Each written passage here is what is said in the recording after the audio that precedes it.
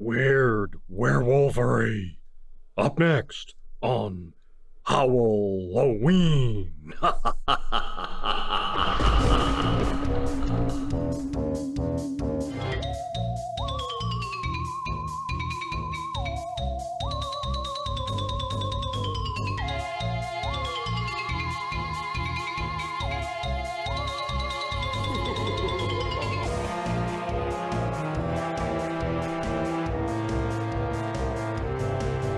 Welcome back to Howl-O-Ween, where we take a look at those spooky spooksters, the main monsters, and their movies.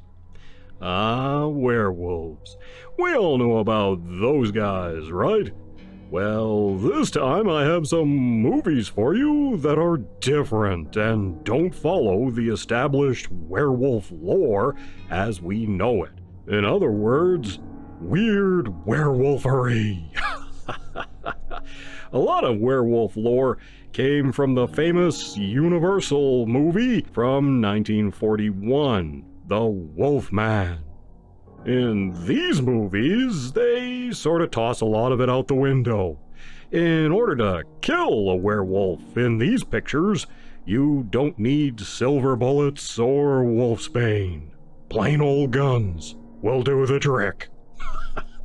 First up, we have Wolves from 2014. Now, some people like this movie, other people kinda hate it. It wants to be Twilight in a way, I guess. It might have been cashing in on that Twilight craze, but it has some good qualities. So let's take a look. In this one, a young high school kid named Caden, out of the blue, finds a case of werewolfism coming on. He almost destroys another kid during a football game and gets wolfy with his girlfriend while they're snogging. Then he blacks out and wakes up to find his parents have been slashed up, werewolf style. So he goes on the run. Eventually, he learns what he is from this creepy cowboy dude who directs him to a small town that has werewolfery going on. He locks horns with the local werewolves and gets the horns for a chick he meets. He then learns the truth about what's happening. Turns out he's a pureblood werewolf. After he was born, his mom gave him up for adoption to keep him safe from the bad werewolves. Now, if a pureblood bites people, they can turn them into werewolves, but not full-on werewolves. Anyway, there aren't too many purebloods left, and that's why the bad guy wants our hero's chick, 'cause she's one too.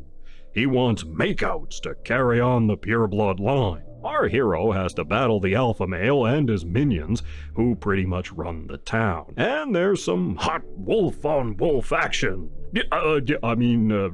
An all-out battle between our hero and the alpha wolf. In our cast, Lucas Till plays Caden and Jason Momoa brings the menace as the alpha wolf. I have to say, I kind of liked this one, for the most part. It's not a great movie or anything, but I didn't hate it. It moves right along, and there are some good fights. The werewolf makeup is okay, although they can talk, and so they come off as if they're almost just wearing a mask. Or maybe they're furries. Ugh. Here, werewolves can be killed off with bullets or explosions, and possibly falls from great heights. They're pretty tough otherwise. Anyway, the movie's not god-awful. It doesn't drag, and it's interesting enough to keep you engaged, if nothing else. They almost stick the landing at the end, and they have left the door open for a sequel that's never happened. There's an extended cut you can get, which adds some makeout scenes and whatnot. Next up is Bad Moon from 1996. In this one, Uncle Ted and his hot, sexy chick are taking a trip in the wilds of South America. They're right in the middle of hot, sexy makeouts when, yup, you guessed it, a werewolf attacks the camp. Because, just like you, when I think of werewolves, I think of the jungles of South America. Anyway, this werewolf kills the sexy chick. Man, didn't even let them finish. I don't like these werewolves. Uncle Ted kills the werewolf with his shotgun, but he got bitten trying to save his chick. Flash forward several months, and now he's back in the US and living in Oregon. I guess it looks like Oregon anyway. This is where his sister and her kid live. There have been a couple of murders going on where people have been chomped on werewolf style. The cops don't really know what to do. The sister visits our hero and convinces him to park his camper in her backyard so she can look after him. Now, of course, Ted is the werewolf, and as the creature attacks more people, can Ted control himself to keep from killing his sister and her kid? The family doggo is suspicious of this interloper. In fact, the doggo is the real hero here. The sister doesn't listen to the doggo, and that leads to trouble. Just like when politicians in a movie ignore a scientist trying to warn them about stuff. When this werewolf breaks into the house, the doggo isn't having any of that and takes on the werewolf. Because he's a loyal family doggo. A cat wouldn't do that. A cat would just run away, 'cause cats don't care. You could be laying there, slashed up by a werewolf, guts all hanging out, bleeding to death. Is that cat going to get help? No. It's just going to sit there and say, "Feed me." Again, in this one, guns can straight up kill a werewolf. No silver, no wolfbane, or any of that. Also, the moon does seem to be a factor, but it doesn't have to be a full moon to bring on Ted's transformation. In our cast, we have Michael Paré from The Philadelphia Experiment as Ted, and Mariel Hemingway as the sister.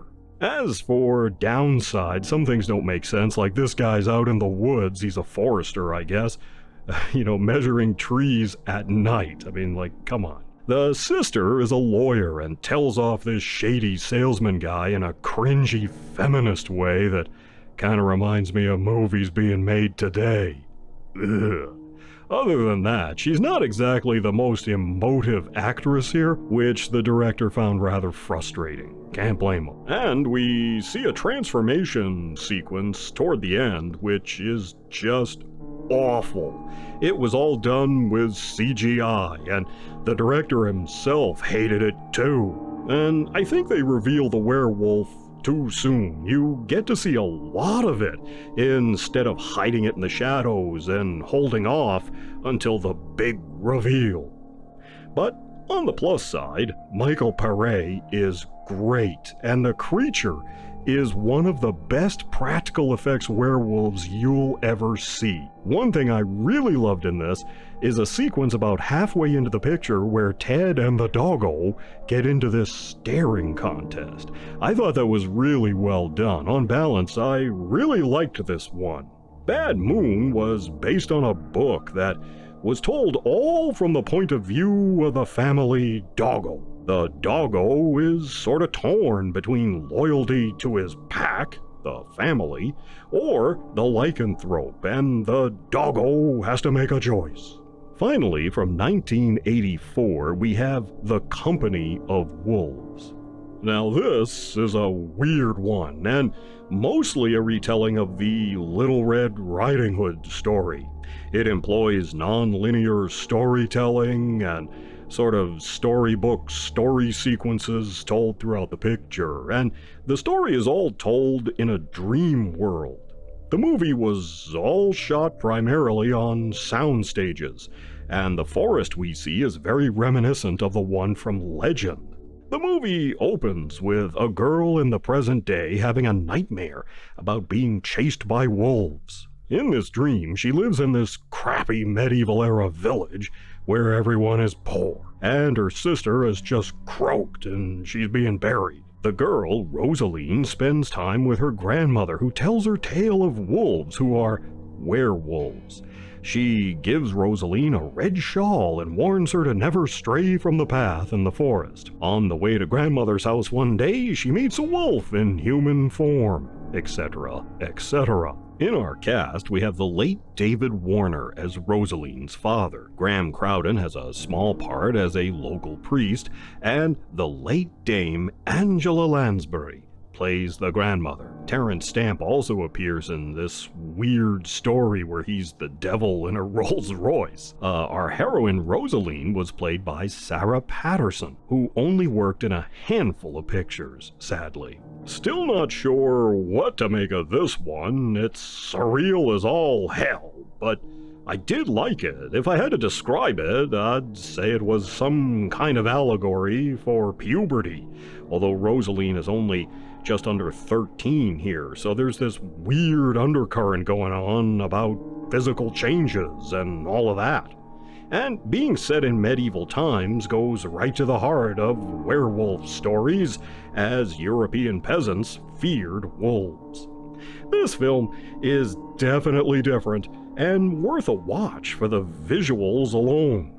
Again, guns and axes will do to kill a werewolf. No silver or wolfsbane need apply. So there you have it, some weird werewolfery. Join me next time as Howl-O-Ween continues.